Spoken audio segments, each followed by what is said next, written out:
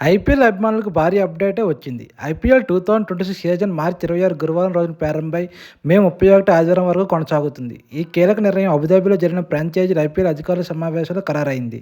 IPL ఆక్షన్కు ఒకరోజు ముందు ఫ్రాంచైజీలు జరిగిన ఈ మీటింగ్లో ఐపీఎల్ సీఈఓ హేమంగ్ అమీన్ అధికారికంగా ఈ డేట్లను ప్రకటించారు. అయితే ఇప్పుడు అందరి దృష్టి ఒకే విషయంపై ఉంది. ఐపీఎల్ ఓపెనింగ్ మ్యాచ్ ఎక్కడ జరుగుతుంది? సంప్రదాయం ప్రకారం డిఫెండింగ్ ఛాంపియన్ నగరంలోనే తొలి మ్యాచ్ జరుగుతుంది. కాబట్టి ఫోకస్ అంతా ఇప్పుడు బెంగళూరు చిన్నస్వామి స్టేడియం మీద ఉంది.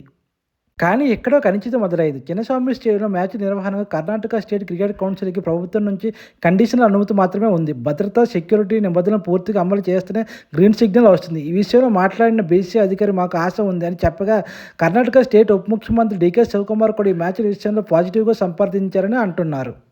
త్వరలో కర్ణాటక హోంమంత్రి జి పరమేశ్వరన్ కేఏసీతో సమావేశమవుతారని, ఈ సమావేశంలో ఐపీఎల్ మ్యాచ్లపై కీలక నిర్ణయం తీసుకుంటారని కర్ణాటక ఉప ముఖ్యమంత్రి డీకే శివకుమార్ చెప్పారు. జూన్ 4న ఆర్సీబీ విజయోత్సవ సమావేశంలో జరిగిన భారీ తొక్కిసలాట ఘటన, అందులో 11 మంది అభిమానులు ప్రాణాలు కోల్పోవడం ఇప్పటికీ చిన్నస్వామిపై సందేశాలకు కారణంగా నిలుస్తుంది. ఈ ఘటన తర్వాత నుంచి రాష్ట్ర ప్రభుత్వం మ్యాచ్లకు అనుమతి ఇవ్వడంలో కఠినంగా వ్యవహరిస్తుంది. ఈ కారణంగానే బీసీ మహిళా వరల్డ్ కప్ మ్యాచ్లు కూడా బెంగళూరు నుండి మార్చాల్సి వచ్చింది.